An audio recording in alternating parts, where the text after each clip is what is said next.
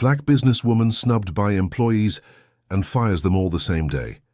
Tasha Williams took a deep breath as she watched the activity in the lobby of the commercial building in downtown Chicago. She had spent months planning that moment, but her heart still raced at what she was about to discover about the company she had just acquired.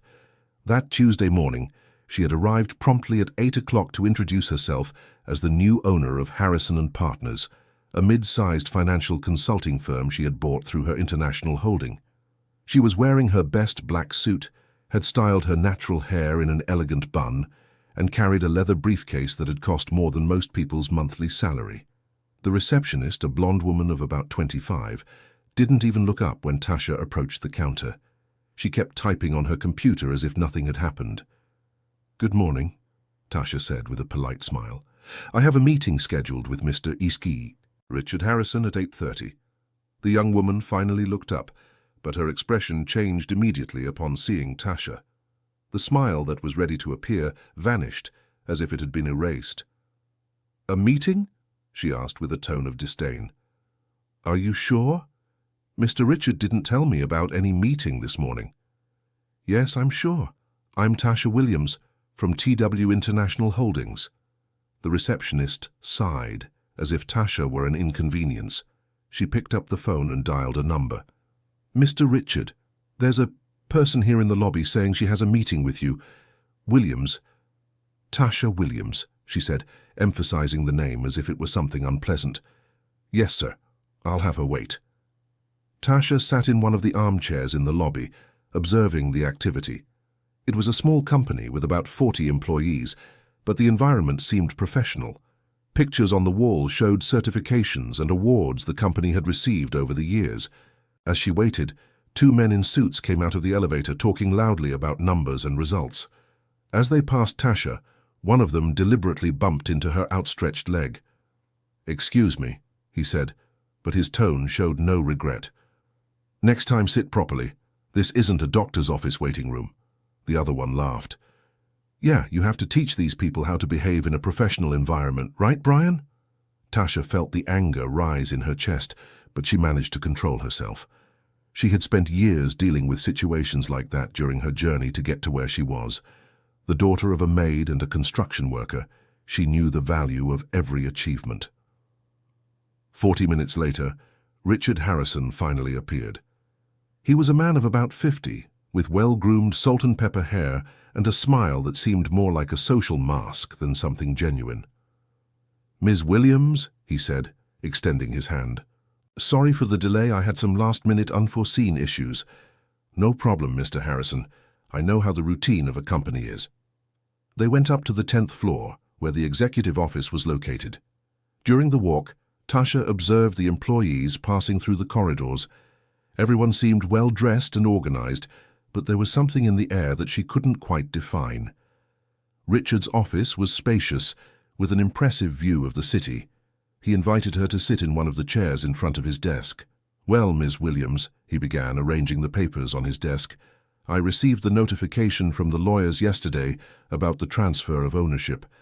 I confess it was a surprise to all of us. We didn't know Mr. Lawrence was negotiating the sale." "Sometimes these transactions happen quickly when the conditions are favorable," Tasha replied. "I would like to get to know the company better before implementing any changes." Richard nodded, but she noticed a certain tension in his gestures. Of course. It's only natural that the new owner would want to understand how we operate here. I'm sure you'll like what you see. We are a serious company with qualified employees and consistent results. Dear listener, if you're enjoying the story, please take a moment to like and especially to subscribe to the channel. It really helps us who are just starting out. Now continuing. For the next 2 hours, Richard gave Tasha a tour of all the company's departments.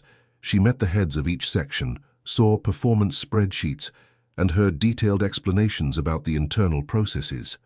In the finance department, she was introduced to Brian Foster, the same man who had made the disrespectful comment at the reception.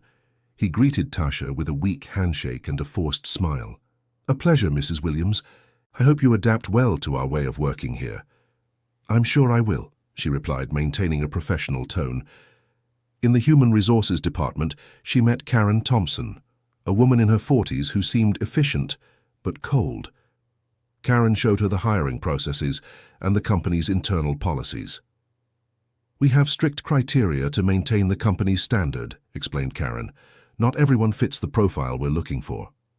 Tasha took notes in her planner, mentally recording every comment and observation. There was something in the subtext of the conversations that bothered her. In the sales department, she was greeted by Jason Miller, a young and communicative man who seemed genuinely interested in showing the team's work. "Our results have been excellent," said Jason, showing charts on the computer. "The team works well together, and everyone is very dedicated." "How many black employees do you have in sales?" Tasha asked casually. Jason hesitated for a moment. "Well, we prioritize competence above all else. Hiring is based on merit." "I understand, and how many are there?" "At the moment we have 2 interns." Tasha noted the information. In a team of 12 people, only 2 black interns. At the end of the day, Richard accompanied her back to the ground floor. "I hope you liked what you saw," he said. "We are a solid company with committed people." "Yes, it was very enlightening," replied Tasha. "I'd like to spend a few more days here to better understand the daily dynamics."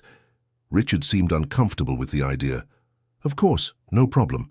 I'll ask Karen to prepare an office for you." That night, in her apartment in the Gold Coast, Tasha reflected on everything she had seen. Born in Southside Chicago, on the outskirts of the city, she had fought hard to get to where she was.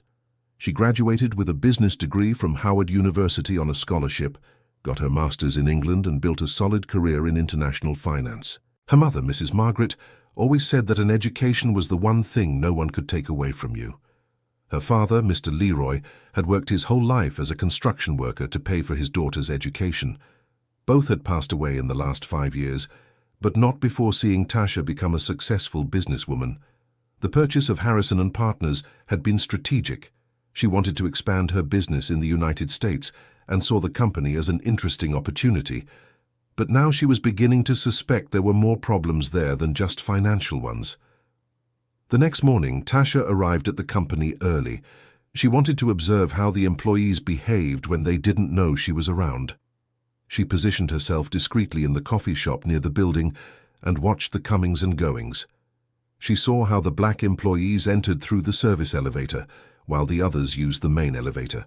Did you notice how some people were greeted warmly at the entrance while others went unnoticed? She decided to run an experiment. She went back home, changed clothes, and returned to the company dressed more simply. She wanted to see how she would be treated if she didn't identify herself as the owner.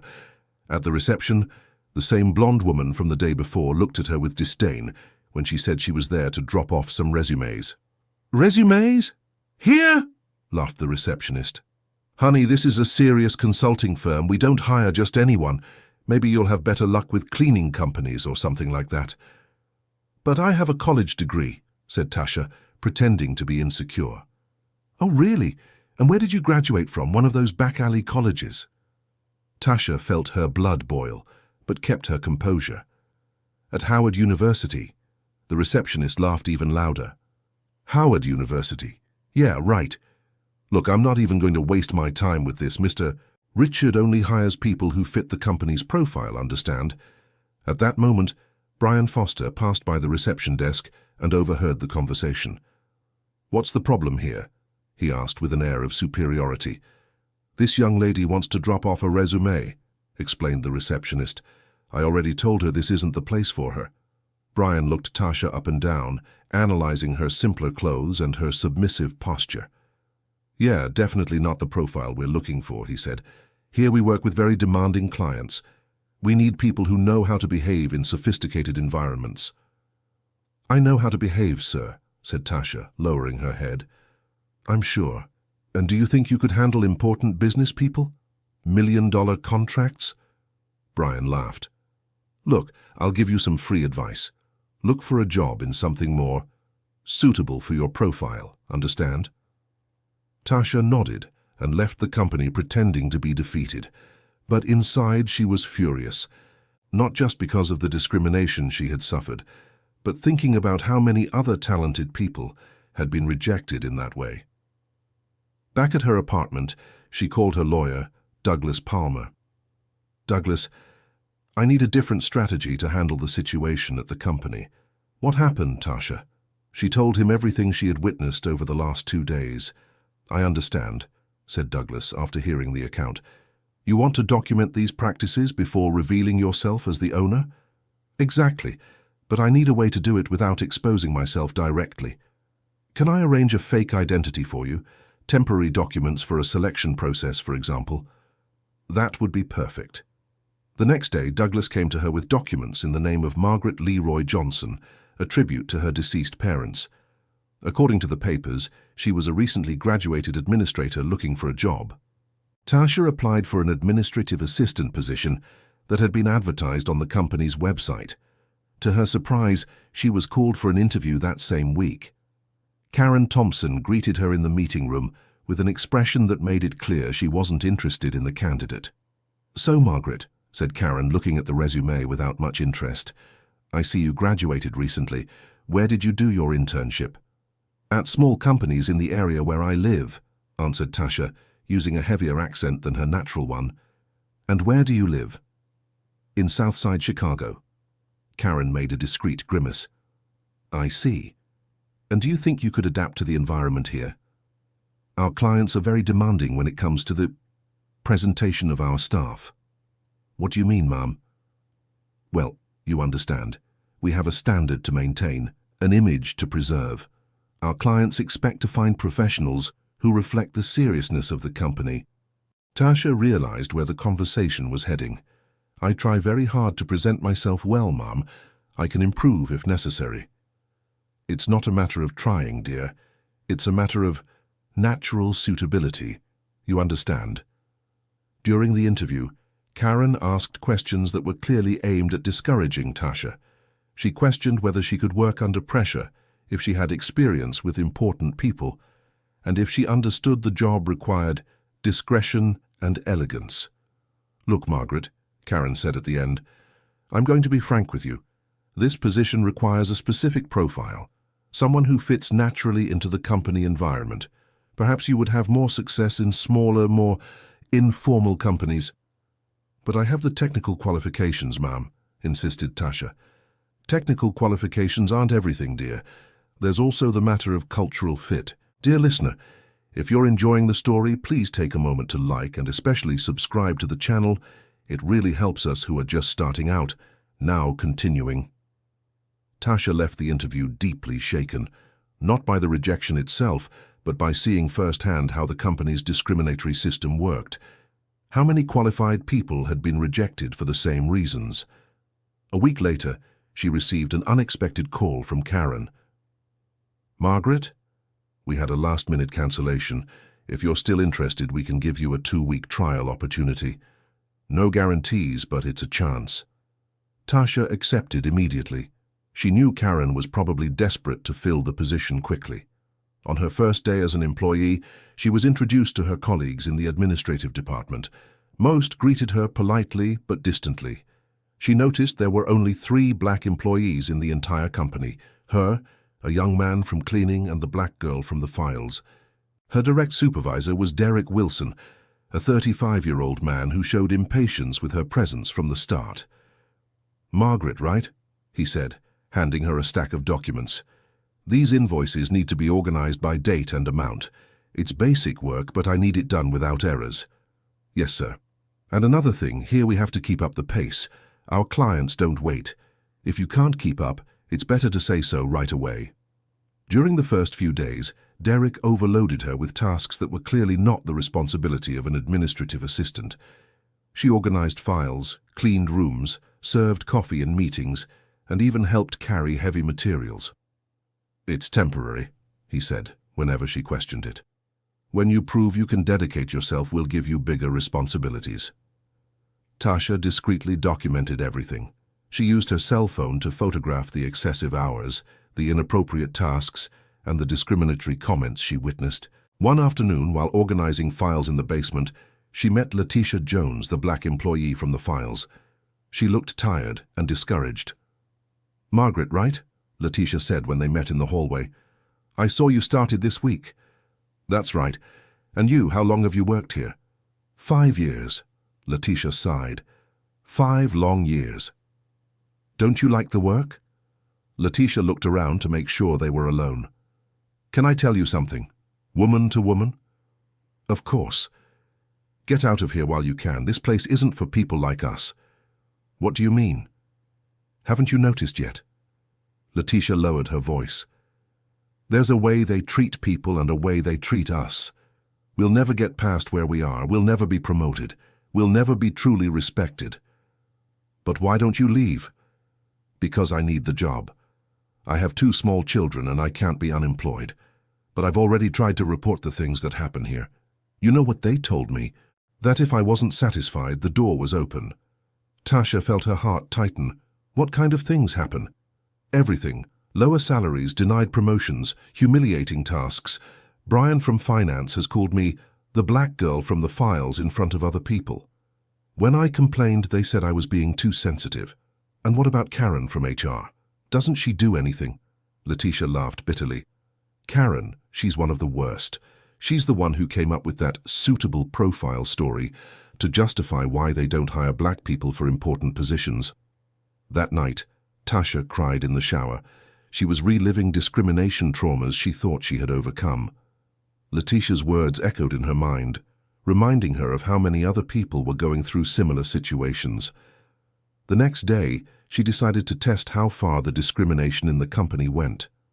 During a team meeting, she presented an idea to optimize the filing process that could save the company time and money. Derek listened to her with a disdainful look. Margaret, you've only been here a few days. I think it's better to focus on learning the basics before wanting to give suggestions. But, sir, the idea really can help. Margaret, he interrupted in a firm tone, we have a hierarchy here. When you have more experience and demonstrate you can handle your basic duties, then we can listen to your opinions. 2 weeks later, in a general meeting, Derek presented the exact same idea Tasha had suggested, as if it were his own creation. She watched her suggestion get praised by Richard Harrison and turned into official company policy. After the meeting, she approached him privately. Mr. Derek, the idea you presented was the same one I suggested last week. He looked at her with an expression between surprise and irritation. What idea? I don't remember you suggesting anything relevant. About the file optimization, sir. I explained it in detail. Look, Margaret, he said, lowering his voice but keeping a threatening tone. You're new here and you need to understand one thing. People like you should be thankful for having an opportunity to work at a serious company like this one. Instead of making up stories, you should focus on not giving them a reason to fire you. Tasha felt her legs tremble with anger, but she managed to control herself. Yes, sir. And another thing, if you're not happy with the working conditions here, the door is open. There are plenty of people who want your spot. That same afternoon, Tasha discovered something that left her even more outraged. Talking with other employees, she learned that the salary she received was 40% less than that of white administrative assistants with the same duties. When she questioned Karen about the discrepancy, she received an evasive answer about different levels of experience and suitability for the position. Margaret, you're in a probationary period, explained Karen. It's natural for the salary to be lower until you prove your value to the company. But didn't the other assistants also start on probation? Each case is different, dear. You need to understand that here we value the ability to integrate into the corporate environment. The situation became unbearable when Brian Foster started making openly racist comments. During a meeting with employees from various departments present, he referred to her as our quota hire when talking about the company's diversity. When Tasha showed discomfort, he laughed. Relax, Margaret. It's just a joke. You people are so sensitive. On another occasion, he commented loudly to colleagues, at least this one doesn't ask for much, knows her place. The humiliations became routine. Letitia was right. There were 2 different treatments in the company, and the difference was glaring. One day, while organizing documents in the file room, Tasha overheard a conversation between Richard and Brian that alarmed her. Richard, this business with the new owner is worrying me, Brian was saying. What if she decides to mess with our structure? Relax, Brian. I spoke with her. She's just an investor who wants profitability. Stay out of the day-to-day operations of the company. I hope that's really the case, because if someone comes in trying to change our way of working, our way has worked for years. We maintain the quality of our employees, the company is profitable, clients are satisfied. Why would anyone want to mess with that? Tasha realized they had no idea the new owner could be right there, disguised among the staff. Their arrogance was so great, they didn't even consider that possibility. She decided then to investigate the company's practices more deeply. During lunch hour, when most employees went out, she took the opportunity to access files and documents. That's how she found evidence of a systematic scheme of wage discrimination. Spreadsheets clearly showed that black employees consistently received lower salaries, even in identical positions. Even worse, she found emails between Karen and other managers discussing ways to maintain the standard of the company in their hiring. The messages were explicit about avoiding hiring black people for more visible positions. In one particularly shocking email, Karen wrote to Brian, "I need to find a plausible excuse not to hire the marketing candidate. She's super qualified, but you know how it is. It doesn't align with the image we want to project." Tasha carefully photographed all the documents, systematically organizing the evidence. Each discovery made her more determined to expose the whole truth. Meanwhile, her relationship with her co-workers was deteriorating. Derek constantly increased the pressure on her, creating impossible situations and then blaming her for the results. "Margaret, you're not keeping up with the company's pace," he would say in meetings, always in front of other people. "Maybe you don't have the profile we're looking for." The humiliations reached their peak during a company party organized to celebrate a big contract that had been signed. Tasha wasn't officially invited, but found out about the event through Letitia. "They throw this party every year," Letitia explained. "They just never invite cleaning staff, file room staff, or assistants like you. It's only for the important people." Tasha decided to show up at the party anyway without an invitation. She wanted to see this internal segregation up close. The party was being held in the building's own event hall. When she arrived, wearing her best business dress, all eyes turned to her. Richard saw her first and came over with a confused expression. "Margaret, what are you doing here?" "I came to celebrate the company's success, Mr. Richard. We all contributed to this result." Brian approached, laughing. "Richard, I think the girl is confused. Margaret, this party is for managerial and director-level employees. It's not for, well, you understand." "I don't understand, sir," said Tasha, standing up straight. "I am a company employee." "A temporary employee," corrected Karen, who had joined the group. "And besides, there are certain social conventions that need to be respected." "Margaret," said Richard, trying to sound paternal, "you seem like a nice girl, but you need to understand your place in the company hierarchy. This party is for people who make important decisions, who deal directly with strategic clients. And I can't aspire to reach those positions." Brian laughed loudly. "Aspire? Of course you can aspire. But there's a big difference between aspiring and achieving. You need to be realistic about your possibilities." At that moment, Tasha felt something break inside her. It wasn't just the words, but the casual way they talked about her limitations as if they were unquestionable facts. "You know what?" she said, her voice trembling slightly. "You're right. I really don't belong in this place." "Great," said Karen with relief. "I'm glad you understood. I'll make a decision about my future at the company tomorrow," continued Tasha. "Excellent," said Brian. "It's always better when the person recognizes on their own that they don't fit in."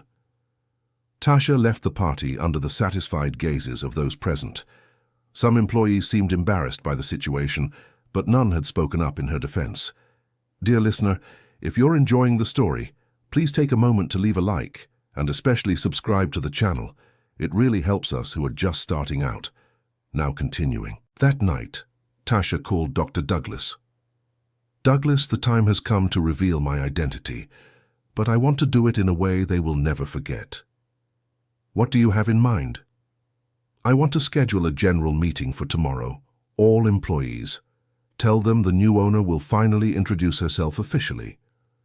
And do you want me to prepare any specific documentation? Yes.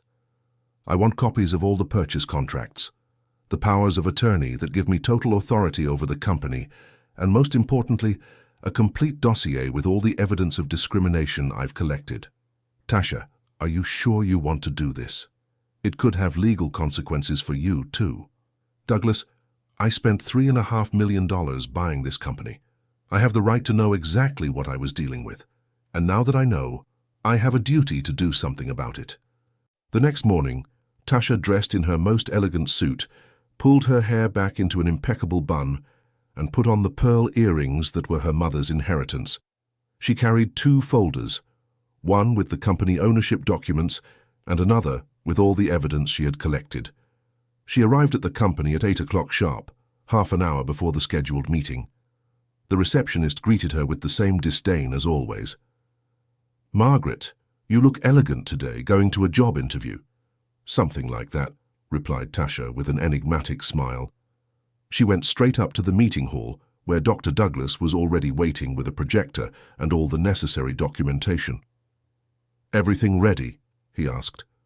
"More than ready. Let's start a new chapter at this company."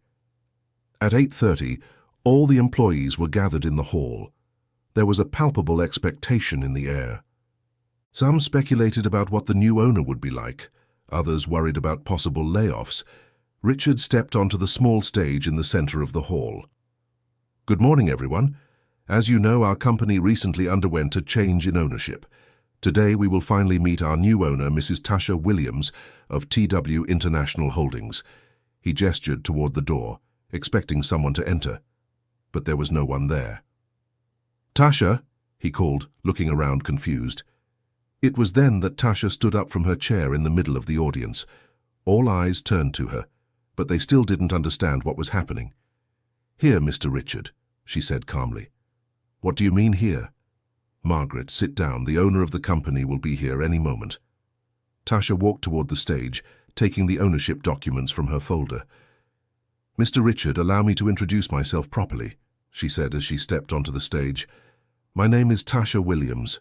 I have a degree in business administration from Howard University, a master's in finance from Stanford University, and since last month, I am the owner of this company." The silence in the hall was total. Richard looked at her as if he had seen a ghost. "Is this a joke?"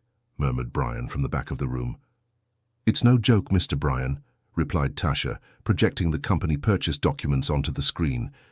"As you can see, all the papers are in order. Harrison and Partners was acquired by my holding company for the sum of $3,500,000. Karen was pale as a sheet of paper. Derek seemed to have lost the ability to speak. But, "You're Margaret," Richard stammered. "Margaret Leroy Johnson was the name on the fake documents. I used to work here temporarily. A tribute to my parents, Mrs. Margaret and Mr. Leroy, who taught me the value of dignity and honest work." Tasha paused, observing the shocked faces in front of her. "For 3 weeks, I had the opportunity to truly get to know this company. Not just the numbers and processes that were officially presented to me, but the real culture that exists here." She projected the first piece of evidence onto the screen. Emails between Karen and other managers discussing ways to avoid hiring black employees. "I discovered that you have very specific criteria for hiring. Criteria that have nothing to do with competence or qualifications." Karen tried to stand up to speak, but Tasha interrupted her. "Miss Karen, I suggest you listen before trying to explain yourself." The next screen showed comparative salary spreadsheets. "I also discovered there is a systematic discrepancy in salaries. Black employees earn on average 40% less than white employees in the same roles." Brian stood up abruptly. "Wait a minute, that can't be right. Here we pay based on merit, not skin color." "Mr. Brian," Tasha said in a firm voice, "you called me our diversity hire in last Tuesday's meeting. You said I knew my place. You suggested that people like me should be grateful to have a job in a serious company. All of this is documented." She projected audio recordings she had discreetly made. "Mr. Derek," she continued, looking at her former supervisor, You stole my idea and presented it as your own.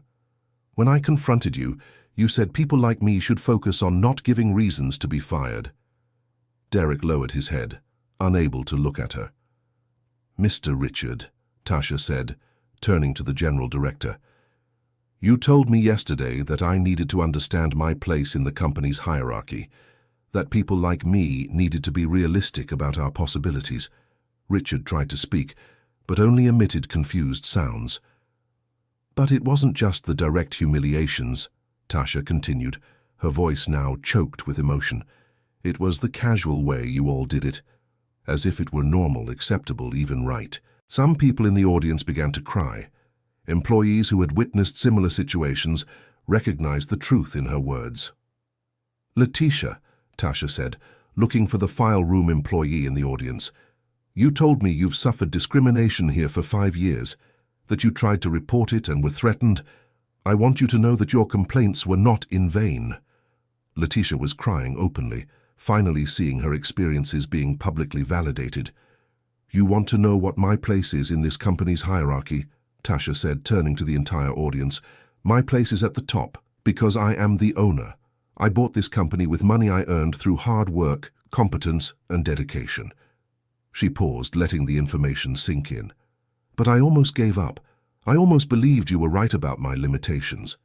For a few moments, you managed to make me question my own worth. Her voice cracked slightly as she continued. My mother worked as a maid for 40 years to pay for my education. My father carried cement in the scorching sun so I could have books. They died before they could see me get to where I am, but I'm sure they would be proud to know their daughter didn't let herself be humiliated without fighting back.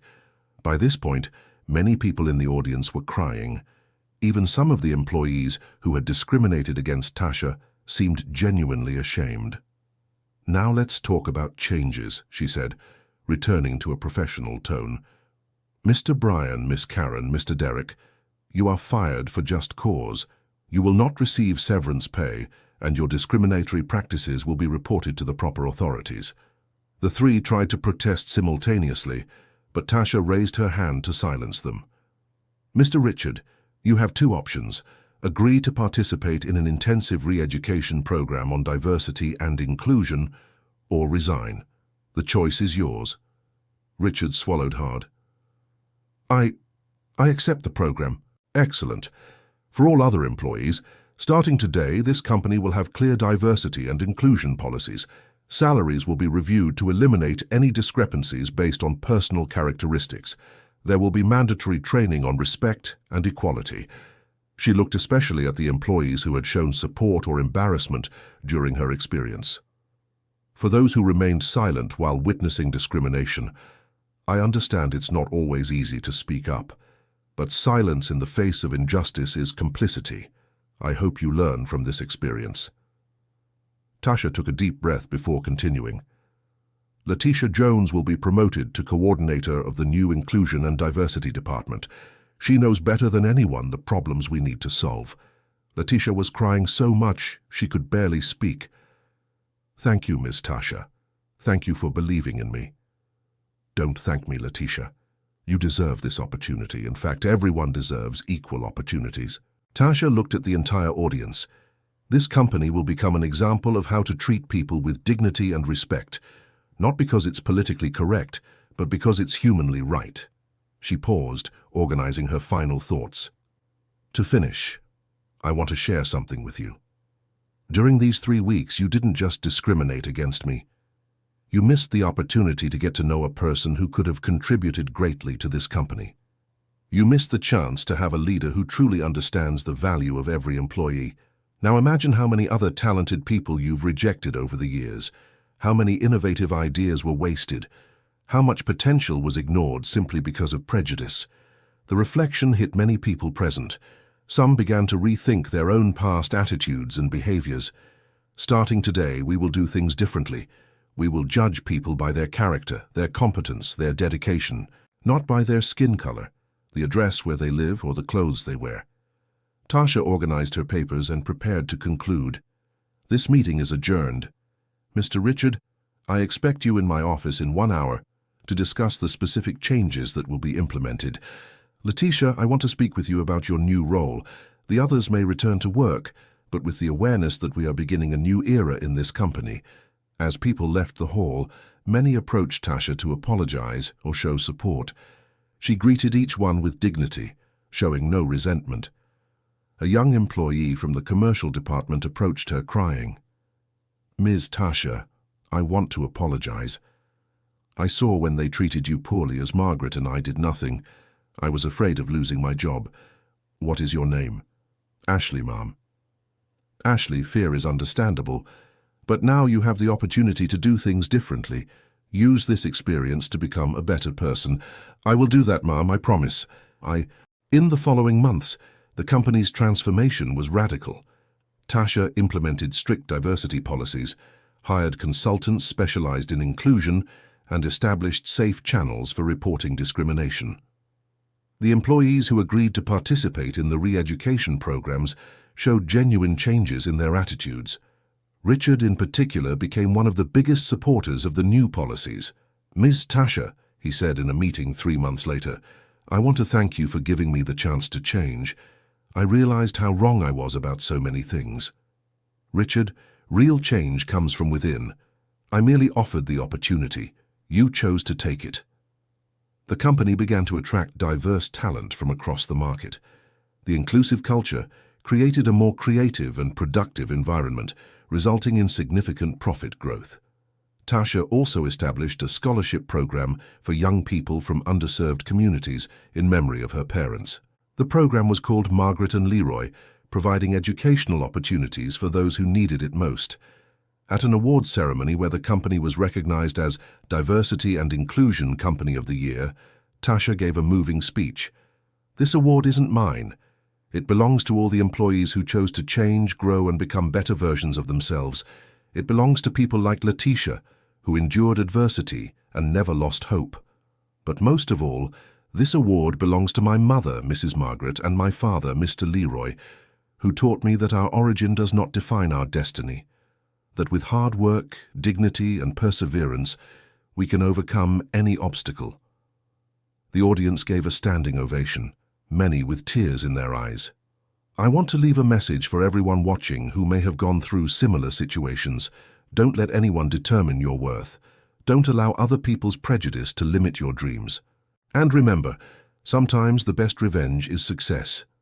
1 year after the revelation, the company had tripled its revenue and become a national benchmark for good corporate practices. Employees from diverse backgrounds worked together harmoniously, creating a truly inclusive environment. Tasha was in her office, now decorated with photos of her parents and diplomas reflecting her journey, when Letitia entered for a follow-up meeting. "How are the numbers for the mentorship program?" asked Tasha. "Excellent, ma'am. We have 40 young people participating, and 15 have already secured internships with partner companies." "And the internal environment?" "Completely transformed. We haven't had a single discrimination complaint in the last 6 months. People have truly changed." Tasha smiled, remembering the first day she had entered that building as the owner in disguise. "You know, Letitia, sometimes I think it was the best thing I did, pretending to be an employee. If I had revealed myself immediately, I might never have known the extent of the problems. You saved this company, Ms. Tasha, and you saved a lot of people too.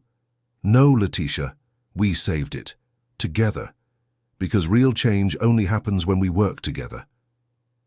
That evening, as she watched the office activity through her window, Tasha reflected on her journey.